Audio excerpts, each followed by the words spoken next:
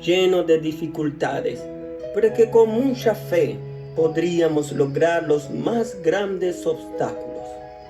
Mi nombre es Harrigan Austin. Llegué desde muy lejos a esta cálida pero difícil tierra para ser parte de la obra ingeniera jamás vista por el hombre, el Canal de Panamá.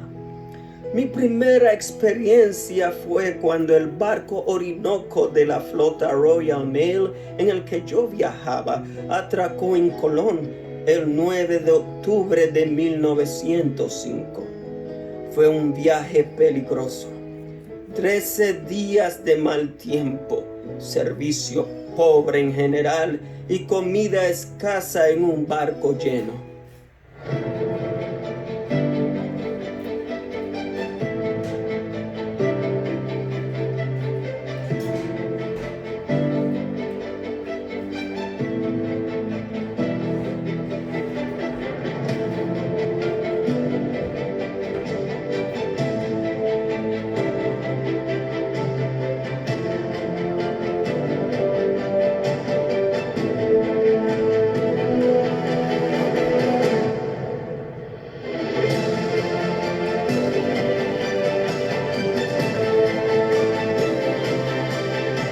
Mi nombre es Enrique Daniel Austin Ward, soy nieto del señor Harrigan Austin, que era trabajador en la zona del canal. Su lugar de origen es Barbados. Él allí desde ese lugar, buscando nuevas oportunidades de trabajo, migró inicialmente con su familia a Cuba, en donde estuvo un tiempo y posteriormente escuchó que en Panamá había muchas oportunidades en el canal como mano de obra, y entonces comenzó a explorar la posibilidad de venir aquí y traerse consigo a su familia, ¿no? Él le escribía a mi abuela en Cuba. Mi abuelo tuvo una primera esposa, ella falleció, entonces él se casó con la que fue mi abuela, pero mi abuela crió a los dos grupos de hijos, por así decirlo. Y entonces él le escribía a mi abuela y le decía que él no veía futuro para los niños y los jóvenes allá en Cuba, que él quería traerlos a Panamá, donde habría mejores oportunidades para que ellos pudieran crecer, surgir. Fue muy trabajador. Cuando nosotros estábamos creciendo, él a veces trabajaba 2 trabajos. A veces lo veíamos solamente sábado y domingo. Se iba en la mañana, pues nosotros nos despertábamos, él no estaba. Y cuando íbamos a dormir tampoco estaba. Solamente estaban ahí los sábados y los domingos. Y los domingos casi no lo veíamos porque iba a la iglesia. Él pertenecía al concilio de ministros evangélicos. Pronto nos montaron en vagones y partimos y nos distribuyeron en varias estaciones. Mi lote, por casualidad, estaba en Las Cascadas. Era un domingo. Nos llevaron a abrir campamento. Nos dieron un catre a cada uno y nos asignaron un lugar. Luego nos reunimos todos, marchamos al comedor y nos dieron nuestra primera comida. Nos dijeron cuándo debíamos estar allí para las comidas y que estuviéramos listos para trabajar al día siguiente. Yo tenía una cajeta de herramientas de carpintería y me asignaron a trabajar en Bas Obispo, la estación próxima a Colón. Allí, los carpinteros tenían que trabajar reparando las viviendas, consumir su comida de mediodía allí y en las tardes regresar en el tren obrero a Las Cascadas para comer y dormir. Cuando él emigró, vino a Panamá, tenía 17 años. Él vino con 2 hermanos más. Ellos fueron a vivir a los Estados Unidos, los dos, entonces dijeron que iban a mandar a buscarlo después. Ellos trabajaron aquí para recoger suficiente dinero para poder ir a los Estados Unidos, pero nunca lo mandó a buscar. Así que él hizo su vida aquí, siguió trabajando y su familia criando a sus hijos. Llovía excesivamente en aquellos días y estábamos muchas veces forzados a trabajar bajo la lluvia para justificar un día de trabajo. Lo malo de todo esto era que teníamos que conseguir nuestras propias herramientas y hacer un trabajo calificado por 10 centavos la hora. 8 horas al día, lo cual representaba solamente 80 centavos al día. Yo gozo de muchos beneficios que él no tuvo. Él ganaba muy poco. Yo pude obtener una buena educación, gracias a Dios. Mis padres se esforzaron, se sacrificaron y yo estoy gozando de muchos beneficios que yo no los trabajé en persona, pero los valoro en gran manera. A veces, cuando llovía, si no estábamos trabajando, nuestro salario por hora era reducido. Por cierto, la vida era una especie de semi-esclavitud y allí no había a quién apelar, pues éramos extranjeros obligados a aceptar lo que conseguíamos. Muchas veces la comida era cocinada pobremente, a veces apenas se podía comer. Muchos de nosotros fuimos forzados a buscar otras formas de alimentarnos. Que mi papá tenía una costumbre que él iba a las panaderías y compraba los sacos de pan y esa era a veces la comida más rica que teníamos para la semana o el tiempo que duraba ese saco de pan, aunque sea duro, pero lo metían en agua, leche, agua, lo que había, y así comíamos. Y para nosotros era parte de la vida, seguir viviendo. Y no solamente nosotros, los vecinos también venían y comían. Como yo dije, que siempre había puesto para una persona más en la casa de nosotros. La ropa era también un problema. No había ninguna lavandería o mujeres que lavaran. Teníamos que hacerlo nosotros mismos, lo mejor que podíamos. Teníamos que bañarnos y lavar nuestra ropa en el mismo río y luego tomar esa misma agua y cocinar con ella. Los caballos, el ganado y todos nosotros usábamos la misma agua. Los que no podían hacer su propio lavado usaban su ropa por mucho tiempo. Luego la botaban y se ponían una nueva y repitieron ese patrón. Este método a veces creaba gérmenes y enfermedades, fiebre de malaria, y nos atendían doctores y enfermeras pobremente entrenados. Por cierto, muchos obreros se fueron a la tumba tempranamente por falta de cuidado apropiado y asistencia capacitada. Fueron atendidos por personas que no tenían ningún entendimiento sobre el manejo de un ser humano enfermo. Dice que él tenía que hacer su trabajo, lo que tenían, llevando madera, lo que tenía que hacer, y se caían los compañeros y no podían detenerse para levantarlo, no se podía parar, y muchos de ellos sufrían con fiebre amarilla, diferentes clases de enfermedades, y ellos no podían ni ayudarlos. A veces él dice que veía que se morían ahí y tiraban los cuerpos al agua. Los cuerpos los tiraban al agua porque no podían ayudarlos. Muchos se volvieron sordos por el uso excesivo de quinina, usada para combatir la malaria. Si una persona se enfermaba, iba a una de aquellas clínicas. La quinina era recetada, hasta que muchos no podían casi oír cuando el ingeniero sonaba el silbato de la locomotora para sacarlos de los rieles del ferrocarril. Muchos se mataron así.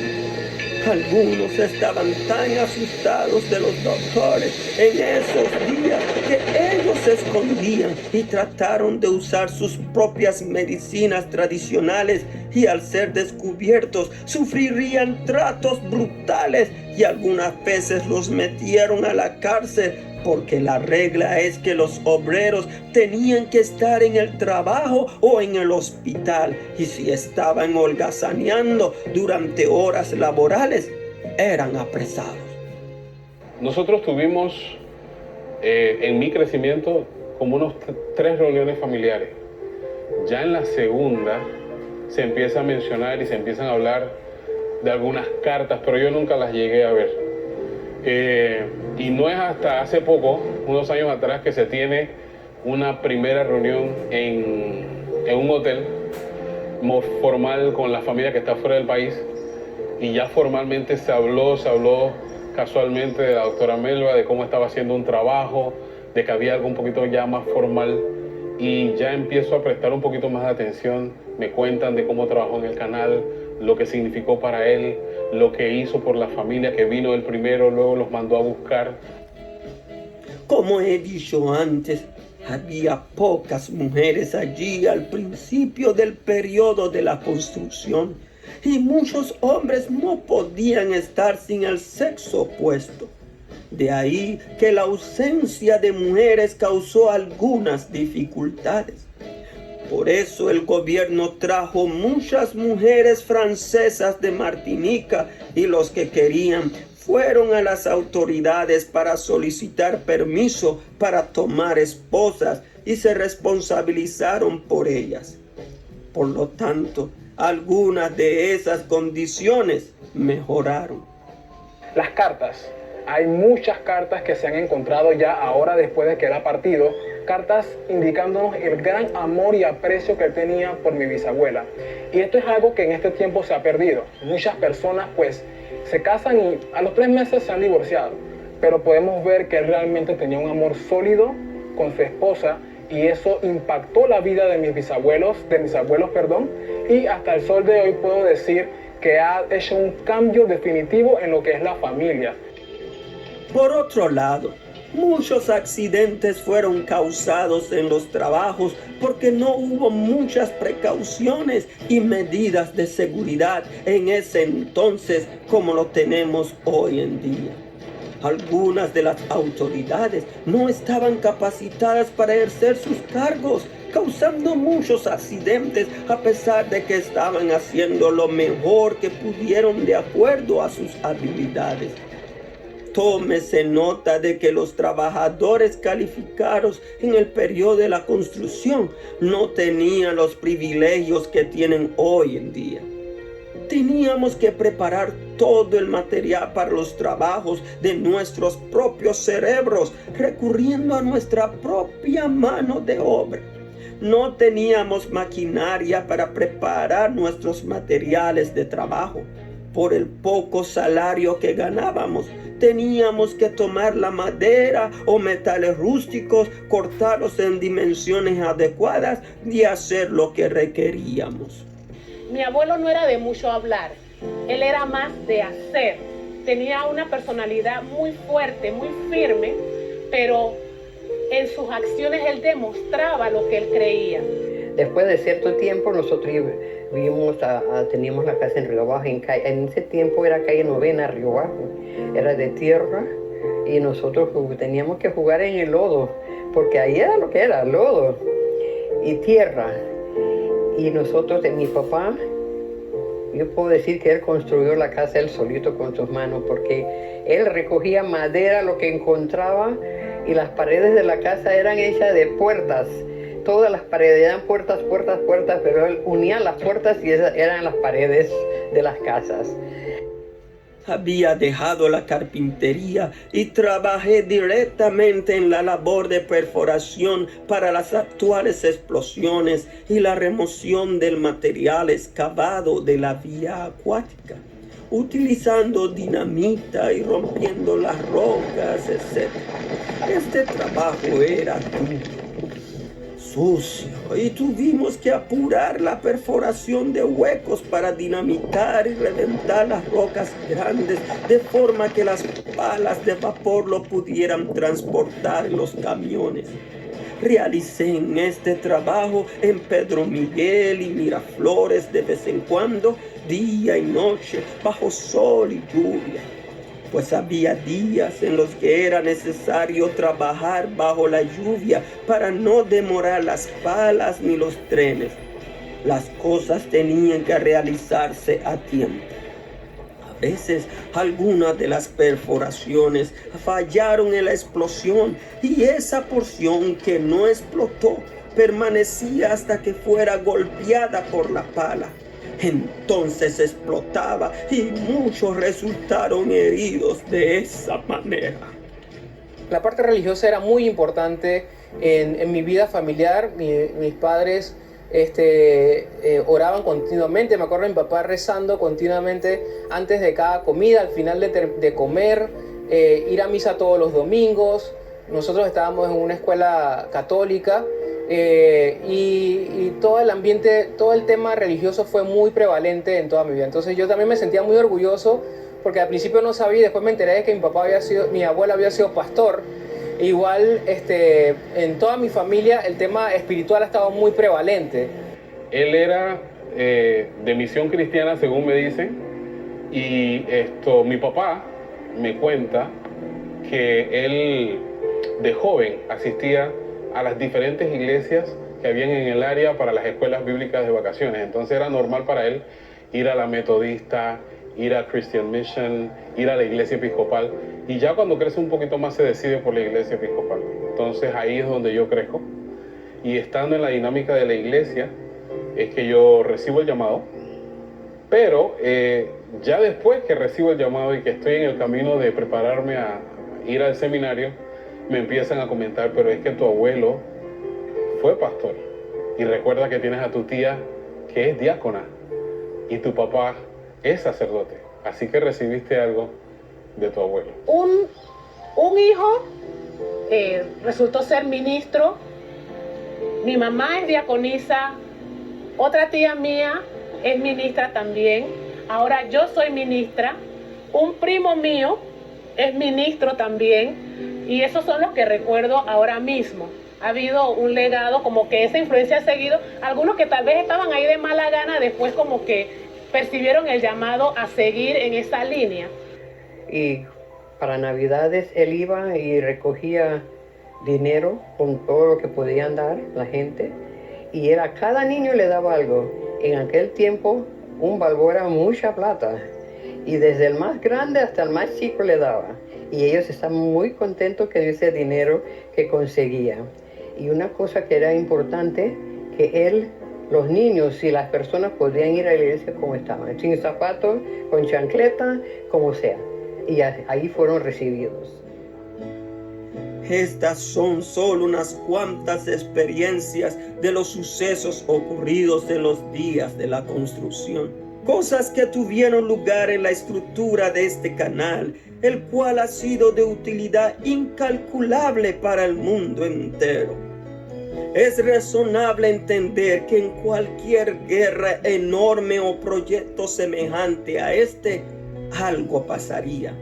Unos deben sufrir para el bien y bienestar de los otros, porque donde no hay cruz, probablemente no habrá corona.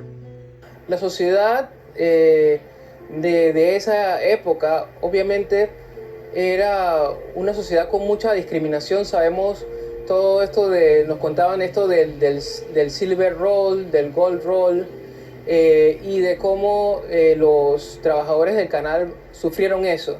Sin embargo, tanto mi abuelo como mi papá procuraron que nosotros no tuviéramos ninguna influencia directa de ese tipo de situaciones, y lo que se preocuparon fue más bien de darnos herramientas para que nosotros tuviéramos todas las oportunidades de optar para mejorar nuestra posición en cuanto a movernos hacia adelante por medio del trabajo y la educación, ¿no? Siempre hemos sostenido que lo más importante es esa relación personal con el Señor Jesucristo. Pero también le hemos dado importancia a la educación y gracias a Dios nuestros hijos han podido estudiar.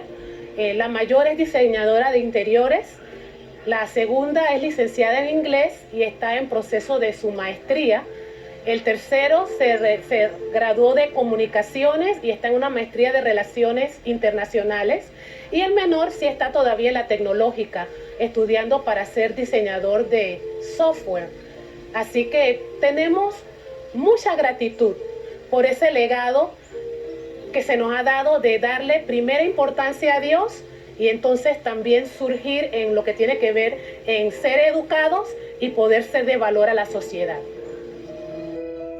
Al principio del periodo de la construcción, el Istmo de Panamá, de Colón a Panamá, era totalmente o prácticamente nada comparable con lo que fue al final.